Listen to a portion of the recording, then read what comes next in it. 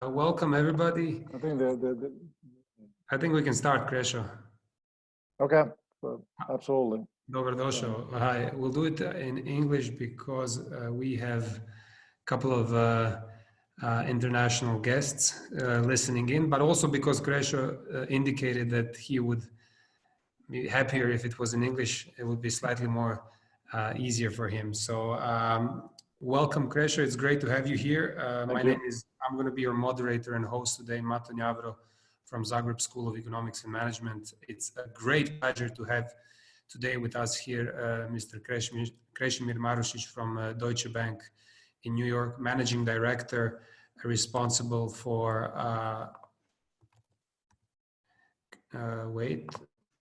planning and stress testing. Head of Financial Planning and Stress Testing. So Krešo, it's really great to have you here. The topic of today's webinar is, as you could have seen, leadership during this crisis times. Kresimir will tell us a little bit more about the situation in New York and how Deutsche Bank has been dealing with this current COVID-19 crisis. So what we will do today is we'll give Krešo an opportunity to take us through some of the most important points, and this will probably take around 15 to 20 minutes, after which we'll open this for Q&A, and we'll look forward to getting your questions. So without further ado, Krešo, I would say the floor is yours, but there's no floor. It's just we're in a virtual world, so virtual floor. The mic is floor, the virtual mic, the virtual floor is yours. Welcome. Thank you, Mato. Thank you for the kind introduction. Can everybody hear me? I think so, yeah. I think so. Good, good. All right. So, look, thank you for joining, and thank you, Mato, for the opportunity. So, just to expand, to put in a context. So, I work here for Deutsche Bank. We have the U.S. operations, about 10,000 people, and my job, running planning and stress testing for the bank in America, has always been about hypothetical situations of what we will do if something goes wrong, and will we have enough capital to manage through the situations that could go wrong. And a lot of that came after the 2007, 8, 9 financial crisis, when the banks were unprepared and some would say contributed to the problems of the financial crisis. So since then, really since 2009, the American banks and then more recently European banks have been asked by the Federal Reserve to be ready if time comes to deal with stress situations. And for the last 6 years, I've been running the planning and stress testing aspects. And really only in the last 2 months, we are now living what I think we've been preparing for 5 or 6 years so far. And it's in some ways comforting and discomforting at the same time, because on one hand, it's a terrible situation, a toll on a human life and just the economy, and I think, whether it's in Croatia or here in the US. And yet at the same time, we feel quite prepared to deal with what's coming. We know, what has gone wrong. We know what we don't know, and have a better and more comfort in terms of, at least from our perspective, and I think it's for a lot of the banks in the US, better understanding on how we're going to get through what's going on now, what's still ahead, even if some of that is perhaps unclear. So I think that preparation has really put us, at least from the perspective of the banking system here in the US, in a good position. But the real question becomes, how do we help the real economy? And so maybe what I would like to do, and I'll keep it to even 10 minutes or less, because I think the more dynamic we make this, might be more interesting, is to split this up in 2 parts. One, I'm happy to comment on just the general situation. I'm down here in New York City. We were up until recently the hotspot of the COVID spread in I guess in the US, and talk a little bit about some of the responses and things we've seen from the leaders in the public sector on how they've gone through this situation. And then I can shift over and talk about some more specific things about what we as a bank have done to respond to this, to get our people to the safe locations, to work with them virtually. And for some, that might be, leading teams or being part of teams, talk about some of the sort of things that, are helping us, basically work great and be productive in this suddenly virtual world.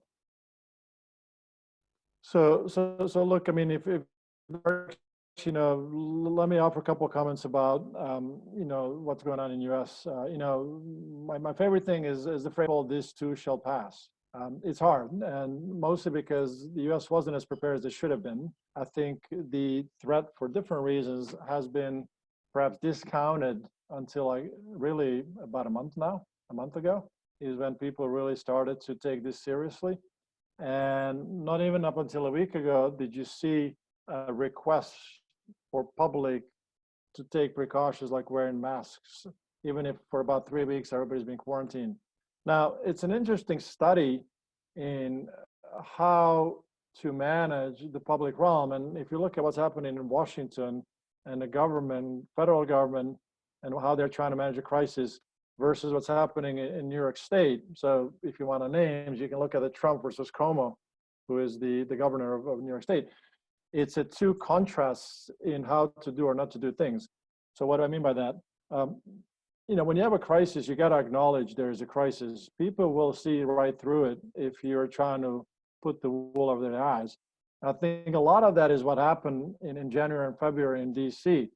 And it's really ones that people started seeing here in New York, the cases happening at a local level, where all of a sudden you realize that you got to do something about it, and you can't wait for the government to do it for you. And I think that's where locally, Andrew Cuomo, the governor of New York, has been exemplary in terms of how he's dealt with it.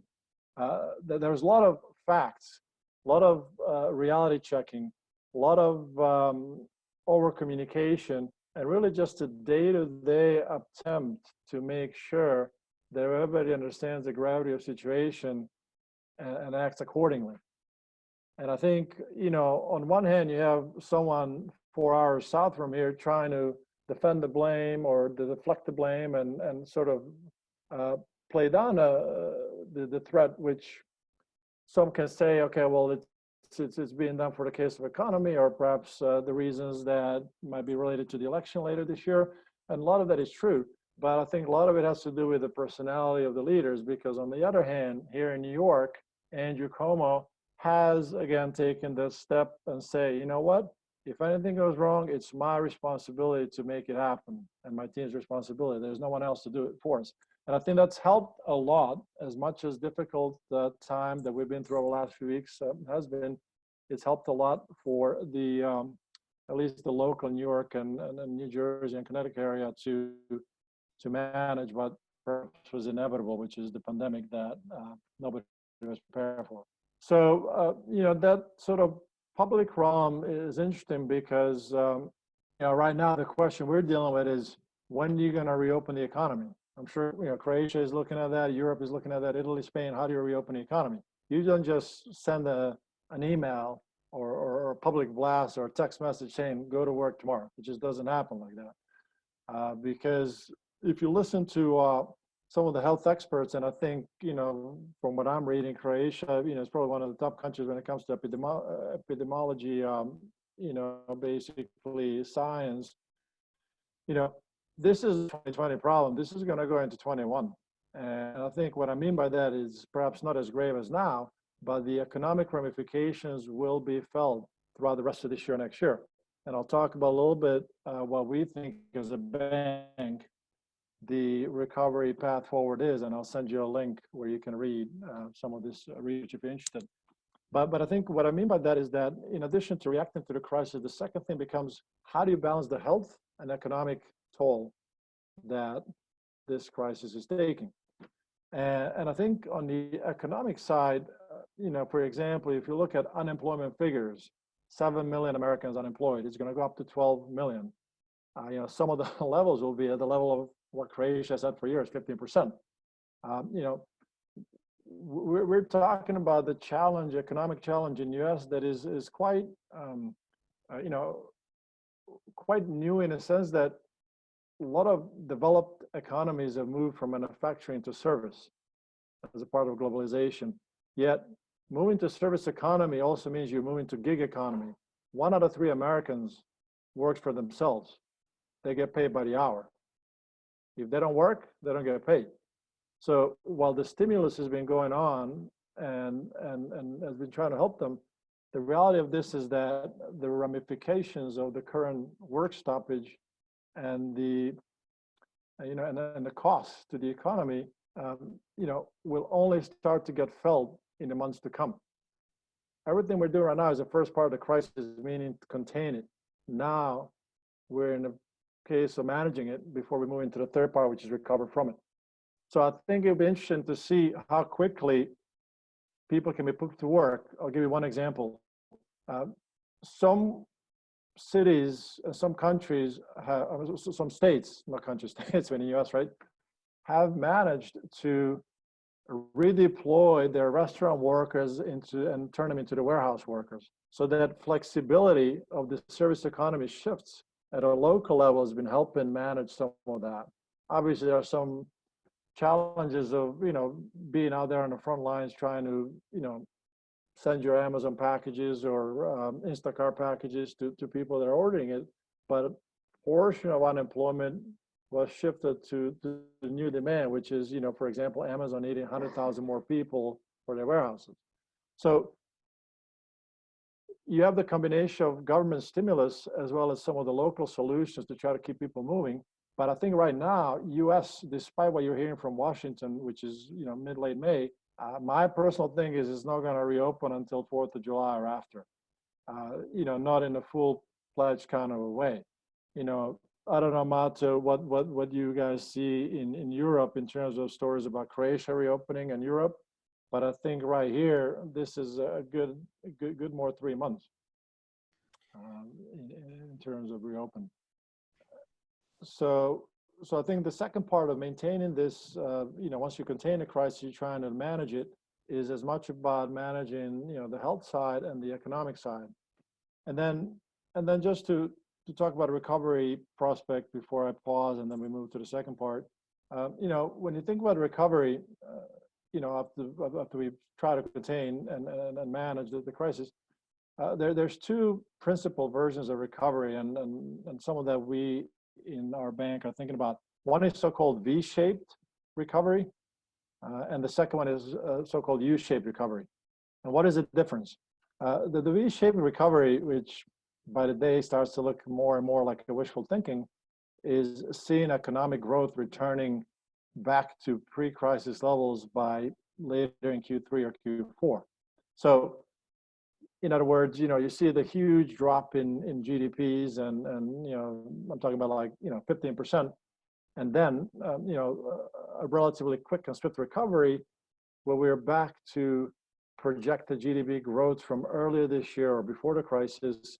We're going back to it sometimes early next year. So that's a V-shaped recovery. What I personally think is more likely for some of the reasons I mentioned is that we're more in a U-shaped recovery. But we really don't go back to some resemblance of economic normal until later 2021. And so what that really means is from GDP's perspective, we're going to be negative, but we're not going to be resuming any positive growth until later in 2021. So if we think about the 6 quarters, and that's a full-fledged recession, global recession that we just got to go through and work through. But I think those 2 recovery scenarios, economic, I understand there's a health aspect to it too. Those are the 2 things we're dealing with, and I think we're trying to prepare, and I'll talk about that in a moment, for both of those while not really quite knowing which way we'll go. So I'll pause right here, before we talk about perhaps some of the leading in tough times type of topic, just to see, Mats, if you have questions, or if anyone on the call has questions. Thank you, Kresimir. Maybe thank you for your very interesting and insightful intro. And I have a couple of questions maybe before you switch to the second part of the presentation that relates to the leadership aspect. So we've seen that as a result of this epidemic in the US, the government was very quick, both the fiscal authorities as well the central banks, to react, unlike during the previous crisis of 08, 09. So this is at least a good sign. And we have also seen that the government has essentially quickly legislated the biggest fiscal stimulus in the history of the US. I think up to 10% of GDP, 2 trillion. And what is your view on the essentially 2 points? First of all, do you think this will be enough to see us through until the economy reopens again? And secondly, what will be the consequences of this fiscal stimulus on the government deficit, and how will the government finance it? I mean, do you see risks in that area? Yep. Okay, so I think for the first question, I don't think it's going to be enough, and I'll tell you why. I think it's hard to put the price on a human life. Although if you if you think about what politicians are dealing with, they're trying to contain the health aspect of this. So if you think about why I don't think it's going to be enough, it's going to be enough for the next 3 to 6 months. But if you think about the true cost of having to reshape your economy while dealing with what's probably another 12 to 18 months of health uncertainty and threats, it's hard to see how you can take the 20 trillion GDP country, right, be righted with that amount. So I personally think it's not just the money, it's also the social security network, part of which this money is paying for, as well as the longer term retrain to equip people to manage, through like next 3 to 6 months. There will be the hidden costs that are not reflected in the figure. So I think that figure is good from the sort of just reassurance perspective. You can see the markets reacting positively to it, at least for now. I don't think it's over just yet. But I think there is perhaps, that additional sum that is not publicly stated that we're only going to see with the years to come in the lost productivity, change on an economy profile. And I think ultimately that sort of goes back to your second question, longer term, how do we deal with it? I guess luckily for US, everybody loves dollar, reluctantly, but everybody loves dollar, right? Because it's still the reserve currency of the world. So US does have a ability to some extent to keep printing the government debt. I mean, the only thing that can get in the way is another 4 years of the current government down in DC, because I think there are some general concerns about instability that might create. But I think, the true payers of this bailout will be my kids and my kids' kids, in terms of, how the current bill, when it comes due, in form of higher taxes, lower government spending in years 3, 4, 5 years from now, or the things that people will have to do to basically bring the deficit back to normal, over the 5 to 10 years, I think that's where you're going to see the real cost. And that's, I think, where we're shifting now to, whatever the new normal is, but the new normal that A, will cost more than what you're seeing in the paper today, and B, while it part will be borne by the current working generations, there'll be a good part that is going to be borne for generations thereafter in the form of, the limits to the services and the ways that education, health, and general, public spending is approached in years to come. Okay, thanks so much. I mean, I could be asking you so many more questions on this economic front side, but in the interest of time, I would ask you actually one question that can then help you transition into the new topic, and that is, you mentioned that you as an institution, Deutsche Bank, have had protocols in place essentially since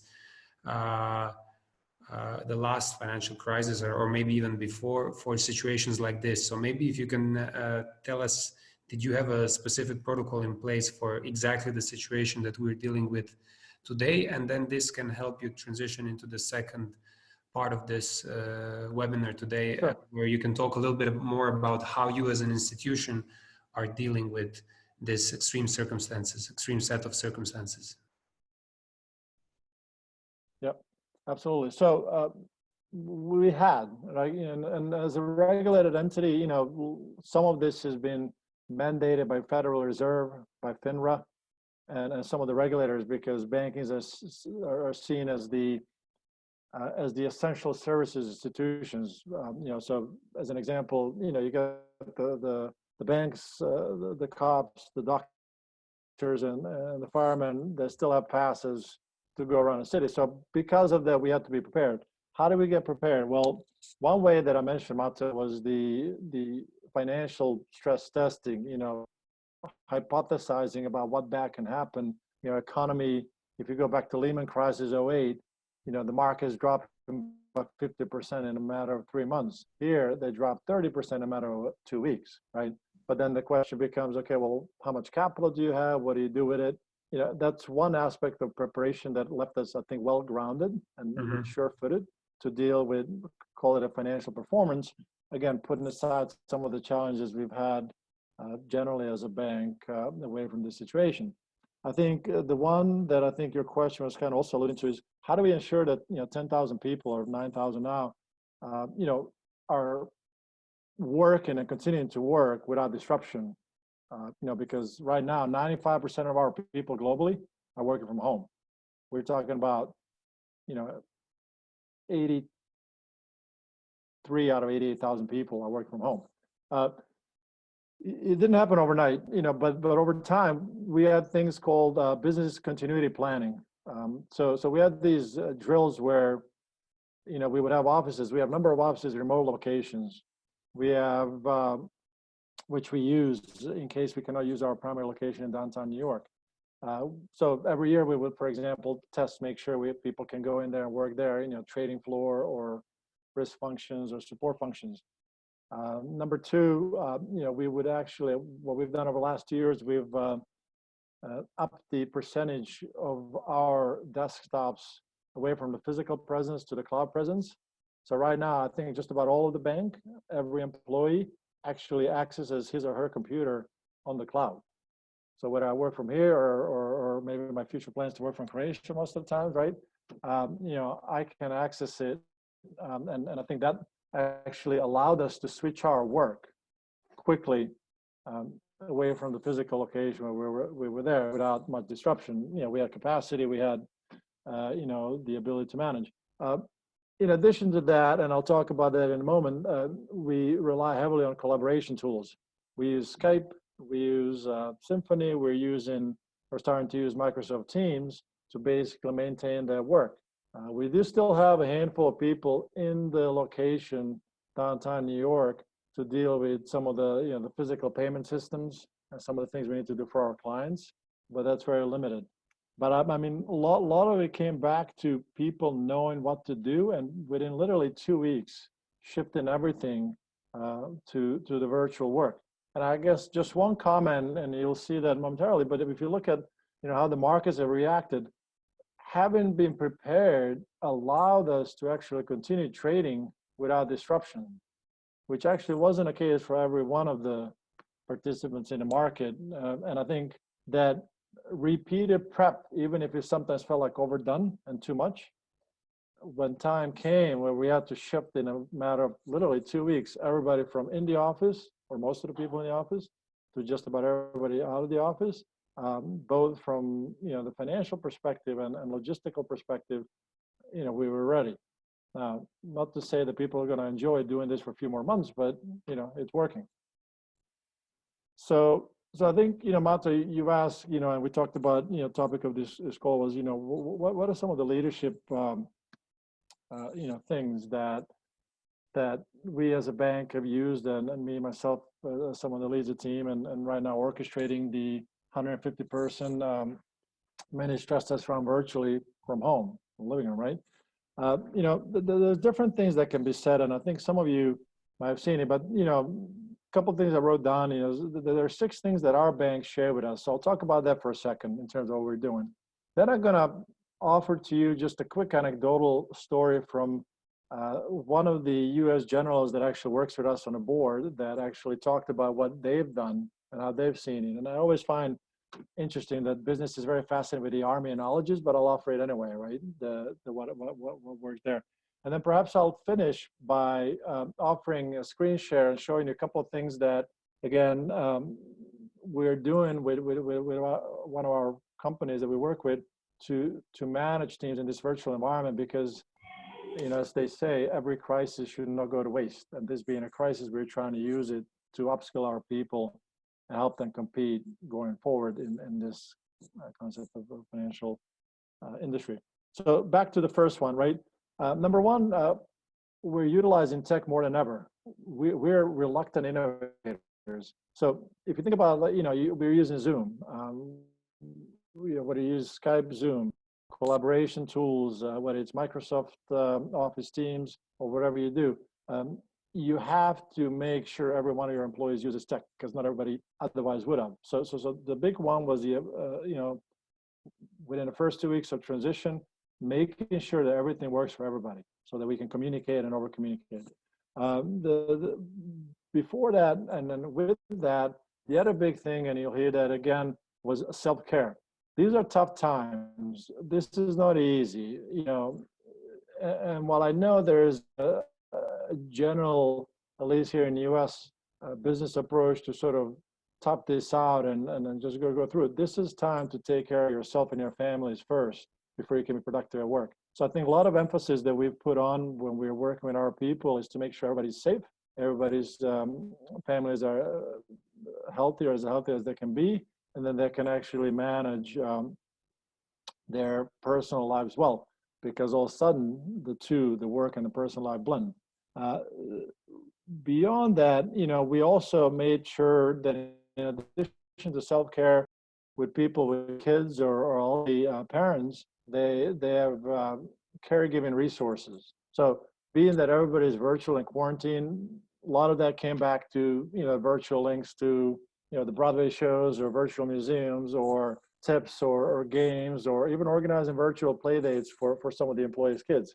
But ultimately, in addition to making sure everybody's equipped to continue working and taking care of themselves, we've emphasized a lot, how do people manage their personal lives while they're being asked to remain productive at work.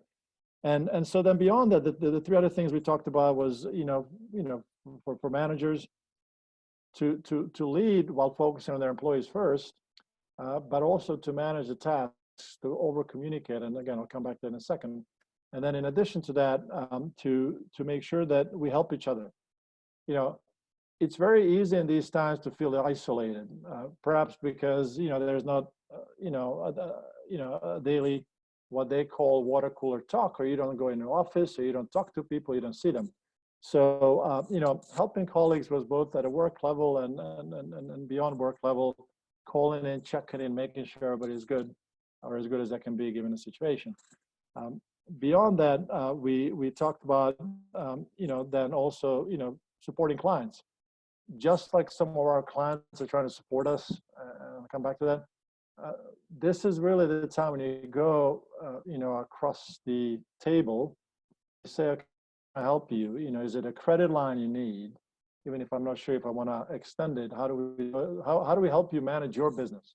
Because it's a human nature, right? People that help you when times are tough are people you're going to really remember later. So this is generally the time, and going back to being financially ready for this crisis, ready as you can be, to be there for your clients, because I think that's been probably one big shift over the last 10 years, being more client and community centric. So I think the last big thing we've been focused on is making sure that we remain client centric and try to look for solutions for the clients in the economy.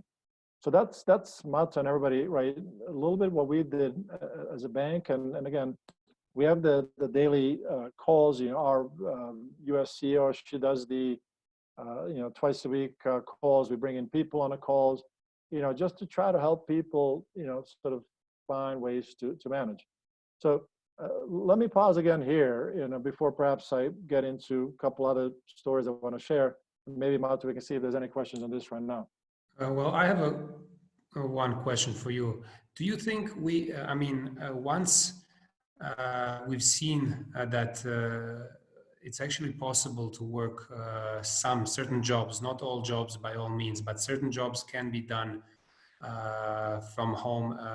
Video technology can help eliminate plenty of face-to-face meetings that we used to have before. Do you think we're ever going to go back after this to the same old way of doing business as before? Or do you think now that the genie is out of the bottle, that the coronavirus will accelerate this transition to digital? You know, how do you see your job in maybe a year or two once we have successfully dealt with this pandemic? Do you feel that some things will change permanently as a result of what's happening now? Yeah, no, that's a great question. I did tell my boss already, June, July, August every year, I'm working from Croatia, you know, because it's easier and it's warmer. But look, I think the shift will be permanent. I think absolutely. I think human nature was delaying the inevitable, which was digital transformation that was happening as we spoke. And to that point, I think you know, it is absolutely something that we're going to see continue. I think, just to give you an example, real estate footprint for companies. Right before crisis, we were looking at having 70% of space for 100% of people, because on average, people are on vacation, people might be out of office sick or working remotely already. We're not talking about bringing it down to less than 50%. So, you know, to quantify another 20% of real estate not needed physically, because to your point, I think we've proven that a number of tasks, while not denying the benefits of, you know, congregating people in the physical spaces, can absolutely be done remotely. And I think the digital technologies, you know, not just the Skype and collab tools, but also automation with tools like Alteryx, Tableau, or move to the no-code solutions that doesn't require you to have, you know, as much interaction. I think it will accelerate. And then, so just to offer and finish the answer, you know, one of the people I work with has highlighted that one company, New York-based, basically implemented their tech transition, which was not really a transition, you know, broadly, but more just in terms of support of the own cloud computing and basic services for a 1,000-person company. They plan to do it over, I think it was 2 years. They did it in a month. Meaning, you know, a lot of these things are, you know, kind of like addressing the point that when crisis hits, people figure out a way. So I do think you're going to see the permanent shift in reduction in the real estate footprint of the companies, at least here in New York, from what I'm seeing. Number two, you're going to see more and more people working more often remotely. And number three, you're going to actually also see the question of whether people actually, you know, can be just a part-time workers, right? You don't need someone for 5 days. Maybe you can do it for 3 days. Works for the company and presumably works for the worker. So I think a lot of this will play out, but I think you're absolutely right. We are not going back to where we were, and I think if anything, it will accelerate. Okay, I would also encourage every one of the participants to use the chat function if you want to ask Krešo something, and I will read the question and then ask him for you. So please don't hesitate, don't be shy to ask questions. Okay, Krešo, I think this was really very insightful. And I guess while we wait for well, let me, while we wait and maybe collect a few questions, offer up just maybe one comment I thought is worth sharing. How do you emerge from this stronger, right? Back to the every crisis offers opportunity. I'm asking myself, you know, once we take care of our teams and then we manage the transition and deal with the clients, what do we do to get ready, now to your question, the new normal, whatever that is? So I think, you know, going back to, I guess what would be good to share, you know, recently I brought in one of the people I work with over time to talk to my team, you know, and in a broader sense, what are the ways that you can use this to emerge from this, you know, from the work or study perspective stronger? And I think a lot of it came back to number one, team engagement. Use this time to build stronger team links.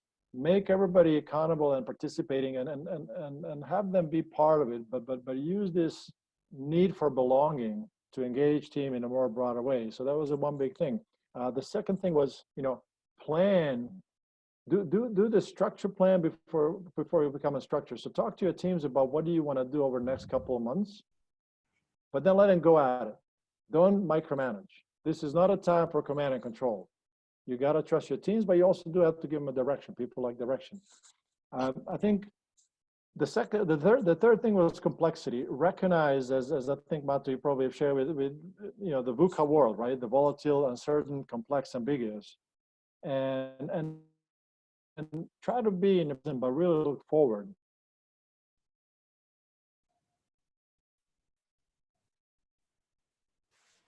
Know what you know. The other big thing to get some questions is, the two-way communication. Leaders, especially, a lot of companies here, tend to have that sort of distributive approach to leading. Now is not the time to say, okay, Mata, let's go do this, and you do this, and we're good. It's time to listen, to pause, and say, well, what do you think? How should we do it? What are your concerns? Make it a two-way communication. Whether you're teaching a course or leading a team. And then the last two things is you got to prioritize. We are just not as productive as we would be perhaps in the office. You got to recognize and be realistic about what to do. And I think the last not least is, if you do all of that, you can let your team be more autonomous and let them make decisions and be there to support them. For leaders, more than half of their time should be spent supporting the teams. Mm-hmm. But again, if you do all of that, I would say, no matter what context you're leading in, whether it's one person or 10 or 100, again, it goes back to that time where all of this can leave you better off when we go back to whatever the new normal is. Okay, thank you so much. We have some good questions from our participants, and I will try to share it with you. Sure.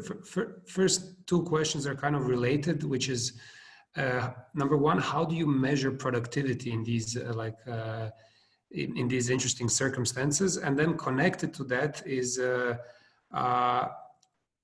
what routines do you think have changed as a result of this transition from offline leadership to online leadership? Like, how do you, what do you think will be the biggest challenges there to face? Because in your case, you might, for instance, your team might know you from the offline world, right? So they already know what you look like, how you act, what your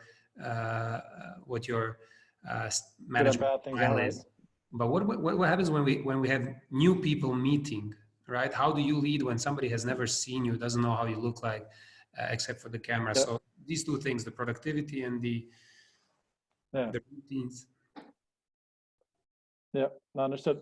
So look, productivity, I guess I would say two things. One, accept is going to be less than normal. It just is, right? And number two, there are different ways to measure it. And while I can give you some, key performance indicator types, whether it's the number of reports somebody produces or number of hours they work, it's going to be different depending on what context are you leading in. So for example, for my team, we for quarter two, I've asked everyone to look at, for next 3 months, what they're going to do in the context of day-to-day, in the context of making things different or changing things. So we call it a change book of work, the new technologies and all. And three, in the context of self-learning or helping others. So for me, while those might sound like very broad, are good enough KPIs for my individual team performance. I could talk about the bank's KPIs in terms of the metrics like the capital levels or liquidity levels and all, but I don't think that's what the question was. So at a team level, think about, again, what are they doing? What are the things they're doing? And then, one thing I forgot to say, connect that to the broader organizational vision. So one thing we're doing after the team has outlined what is it that they're doing, and then kind of shaping that up in terms of what we need to do as a team. I'm very pained and making sure that I can link our activities to our U.S. organization, the U.S. Deutsche Bank organization's goals, whether it's the client retention or introduction of new technologies, or at a group level, making sure that we can, you know, still create some new capabilities. So that the link between the local and global or team level and the company level, no matter what and how you want to define it, make sure they're there, because people want to make sure and want to be reassured that their work is leading to somewhere. So that, I would say, would be sort of level to link it, and then worry about productivity, more specific measures, right? I think the second question is a great question. I think, you know, it does pose a challenge to humans to figure out, you know, how do you react to someone. So I think, you know, number one, you know, going back to something that I've said, you got to make it engaging. So let's say a lot of you don't know me, right? And let's say I needed to teach a course, and for me, the biggest question would be like, you know, to understand on an average daily sort of lecture schedule, like, you know, how many of you are, you know, browsing the internet when I'm trying to teach, right? Well, it goes back to that engagement and understanding who's your audience and involve that audience early on. So in other words, unlike the physical meeting where you can see and understand someone, you got to bring in the dialogue right up front and engage as a leader with the team or with the new group, understand what they're trying to get out of it, and then adjust your style to it. So I'm seeing that already again with some of the new people within our own bank, where you got to listen more. You got to look for more feedback. You got to adjust as needed, but ultimately be a bit more dynamic, bit less dogmatic, and just, you know, take it, you know, one step at a time. Excellent. Thank you so much. We have another excellent question. One of our participants is asking, are there some valid privacy and security concerns as we transition to this work in the online domain, and what measures are being taken to alleviate those security concerns? We've heard that Zoom has had some issues with on the security front. I don't know how other software providers are dealing with that, but what are you as an institution doing to make sure that, especially you as a bank with a lot of sensitive information, what are you doing to make sure that the security aspect of this is taken care of in an appropriate way? Yeah, no, really good question. So look, there's a baseline work we do for security in terms of, even before the crisis, we were on the cloud. So when you're on a cloud, public cloud, which arguably is more secure than the private cloud, you need to basically do some InfoSec type of procedures, whether it's, for example, sandboxing the information coming into your domains, right? Meaning, you know, if Mato sends me an email, it doesn't go straight to me. It gets put through a couple layers of controls.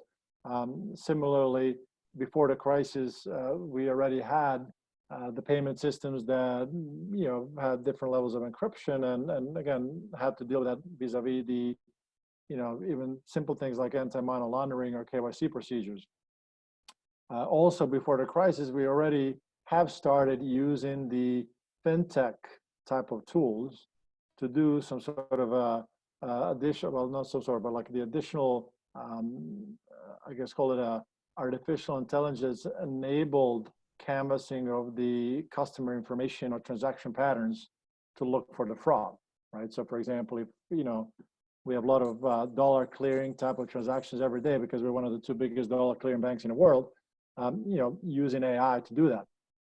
Now that we're in this world where crime has moved even more virtual, there are two aspects to this. Number one, for me, using my desktop or laptop to log into the desktop on demand, which is on the cloud, you know, we are adding the encryption layers that basically, for example, in that or Zoom, right? We don't do Zoom for the reasons that Matthew mentioned. But beyond that, we are seeing an added pressure on our end from regulators in our own bank to at a transactional level, look what else can we do preventative, kind of like you know, back to the AI, to prevent the fraud, in the sense that, you know, the cybersecurity, a little bit like a regular security, is all about what you do before it's too late. So I think right now we are going back, and I was just on a call before this with our innovation labs to look at to what extent machine learning as applied, for example, with transactional documents with different clients, can look for the verbiage of wording and patterns against the databases that we have in public available to look for instances of, for example, wire fraud.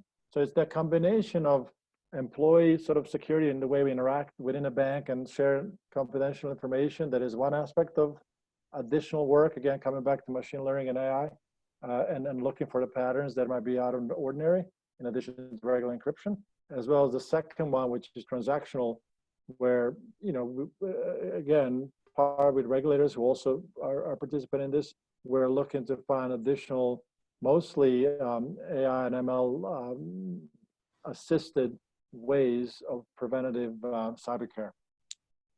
Thank you so much. One more question, and I will kind of rephrase it and paraphrase it from one of our participants.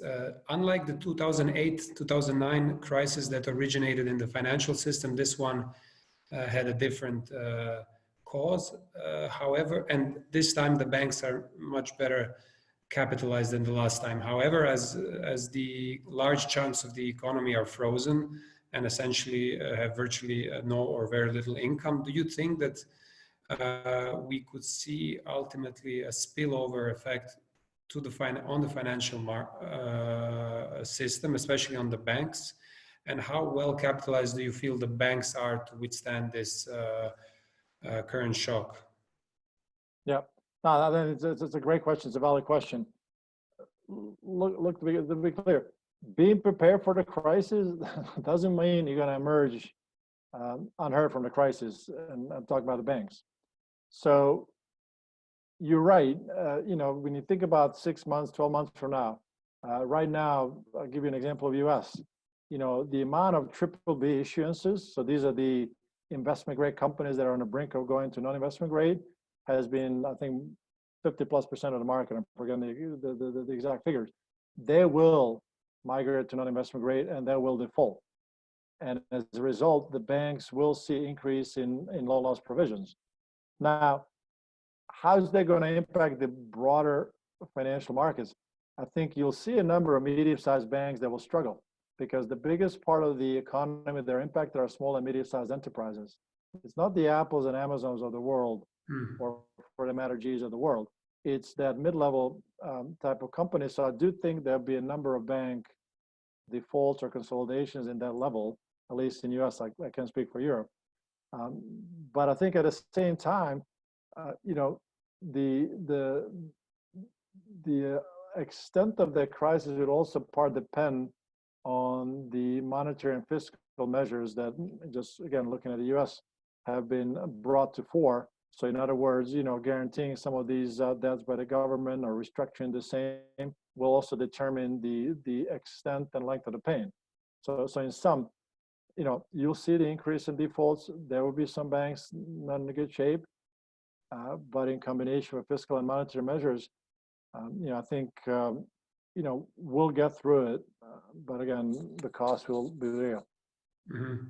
Thank you so much. If you guys have this is for the participants. If you have any more questions, feel free to ask. We have a couple of more minutes with Krešo, so take the opportunity to ask. Maybe one question for you, Krešo, is there seems to have been a consensus between the both aisles of the parties in the US when it comes to this fiscal stimulus, right? So they were very quick to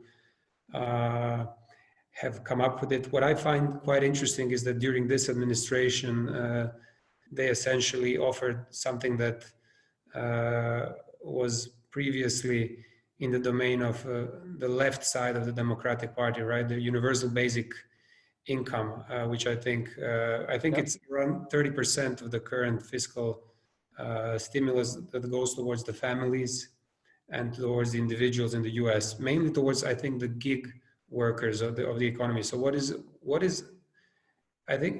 currently being, like, how is this part being considered, and what's your take on that, generally on the structure of the fiscal stimulus?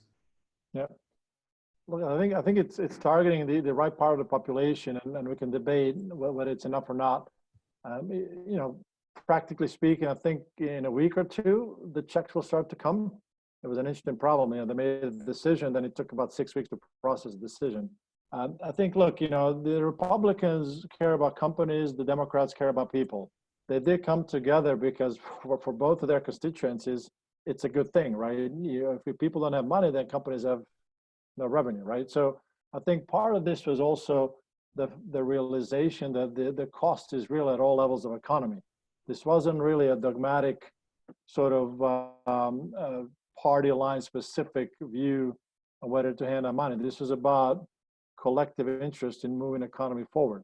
So I think that's what helped reach the consensus. But don't confuse that, to be clear, with the newly found unity at a national level, unfortunately. I think even now, as you can see, some of the press conferences coming from the White House, you know, one side is treating it as an election campaign. So like when they spend money, they're trying to get bonus points, and that's awful to watch, because in the end, while it was the right thing to do, you know, unfortunately, the second part of this, which is, you know, the question perhaps, would that mean that they can work better together going forward? I suspect, you know, this won't be the case, just given the divide that still exists. But again, because it's good for people and companies, both parties could agree that the money should be injected.